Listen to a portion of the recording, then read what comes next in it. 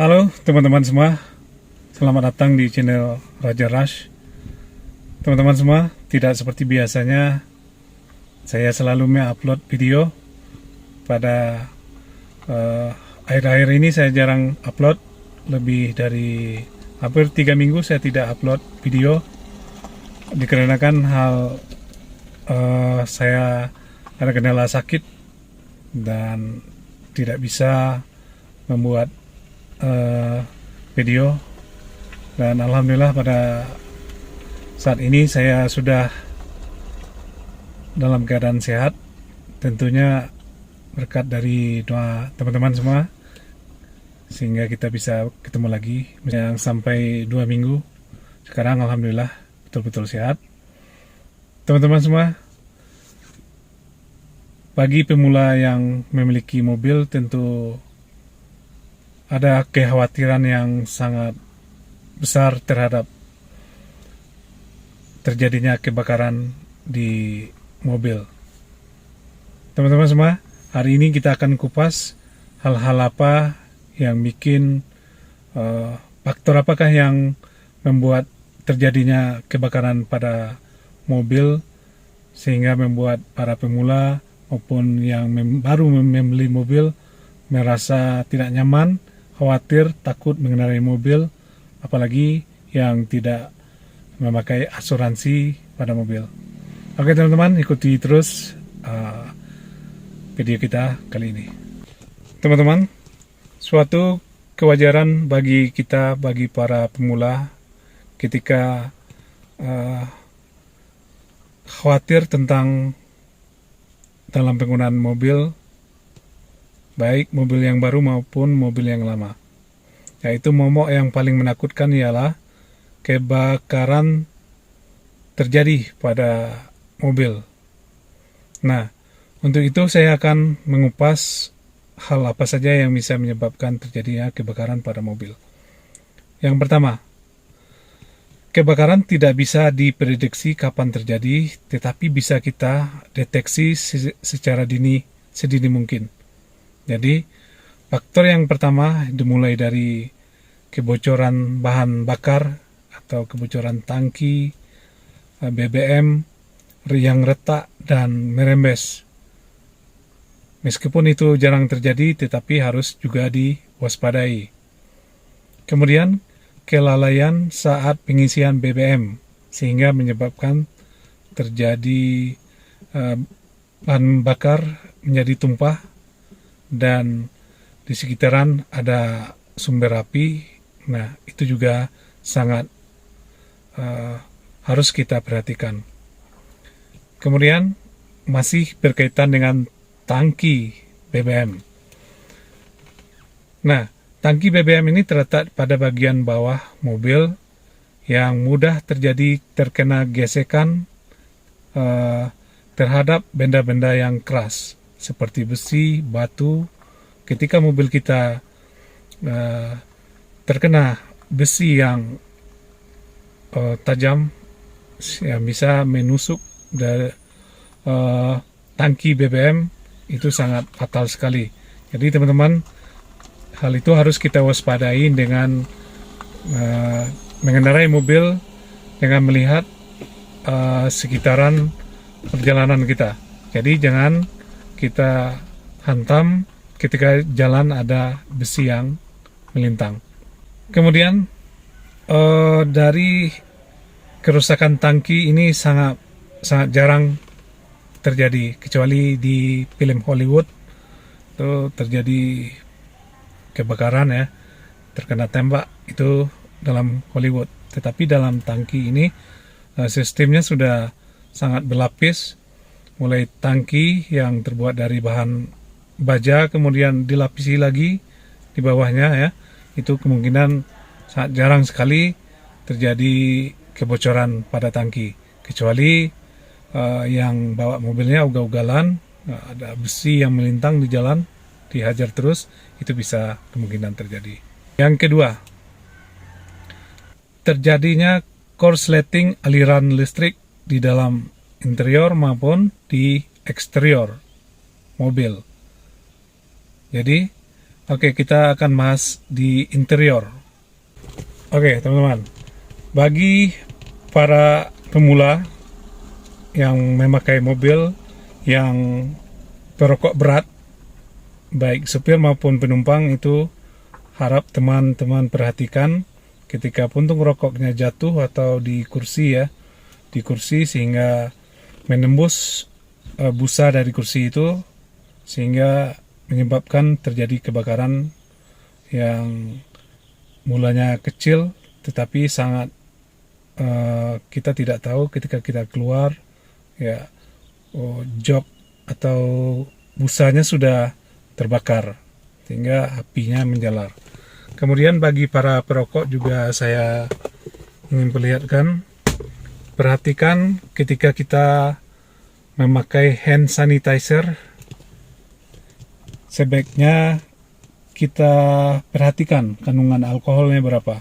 Kalau kandungan alkoholnya tinggi, coba kalian semprotkan ke api di luar. Kalian semprotkan, apabila menyebabkan terjadi semburan api, maka jangan letakkan hand sanitizer di dalam mobil. Ini bisa fatal ketika kita menyemprot hand sanitizer di dalam mobil, kemudian kita menyalakan api rokok, terus api rokoknya menyambar ke seluruh interior. Seperti itu teman-teman, perhatikan ini ya. Coba kalian semprotkan di pada sumber api, apakah menyebabkan semburan api. Sebaiknya teman-teman tidak masukkan hand sanitizer yang beralkohol tinggi di dalam mobil. Masih dalam interior, yang teman-teman perhatikan adalah bagian ini. Yang teman-teman perhatikan bagian charger ya, sumber listrik ada di sini. Di belakang juga ada, di belakang ya. Ada banyak barisan yang memakai charger. Nah, untuk ini yang perlu kita perhatikan, belilah charger atau yang lainnya dengan yang berstandar SNI ya teman-teman. Perhatikan ada label SNI atau tidak. Kalau tidak, sebaiknya teman-teman pertimbangkan untuk membeli yang SNI, sebab kabel ini mengalirkan arus ya. Kalau terjadi korsleting, maka bisa menyebabkan kebakaran atau arus pendek. Seperti itu teman-teman.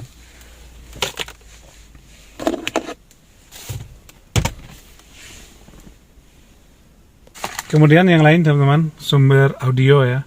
Kadang-kadang kita suka memodif audio yang ada di dalam mobil menjadi suaranya lebih jernih, lebih baik. Itu kabelnya sudah ditanamkan ke dalam interior ini ya, dibuka. Nah, jika kabelnya bagus dan yang memasangnya proporsional, itu tidak masalah teman-teman. Tetapi ada juga yang penggunaan kabel yang tidak memenuhi standar ya, seperti itu. Di dalam ini saya sengaja tidak memakai audio tambahan karena saya tidak ingin membuka bagian ini ya. Kalau seandainya membuka ini dan ditanamkan kabel audio maupun lampu variasi, bagi saya tidak perlu rasanya. Kenapa? Lebih baik kita menjaga keamanan, mencegah kebakaran, terjadi korsleting ya. Apalagi di dalam ini bodinya sudah, jika kabelnya terlepas, terbuka dan menyentuh besi atau ground, maka bisa menyebabkan terjadi kebakaran. Itu bagian interior teman-teman. Oke, terus kita akan cek pada bagian eksterior. Personal ya, rapi sekali, kabel buatan bawaan dari pabrik, dan ini tidak menyentuh bodi dari kabel ini, tidak menyentuh ya, berlapis-lapis.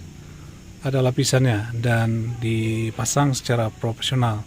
Namun ada juga bagi kita teman-teman yang hobi modifikasi dengan menambah lampu variasi ya, seperti lampu di les di sini.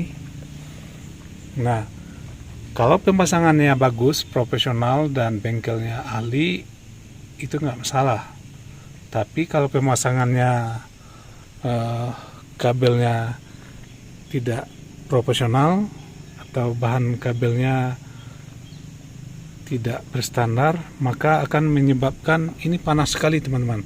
Jika kabel kita masukkan ke dalam ini akan bisa menyebabkan kabelnya bisa, kalau terlalu panas, mencair kalau kabelnya murahan. Nah, saya juga di sini ada lampu ya, lampu variasi di sini. Cuma kabelnya saya putuskan, tidak saya gunakan karena apa? Kabelnya tidak begitu bagus. Seperti itu.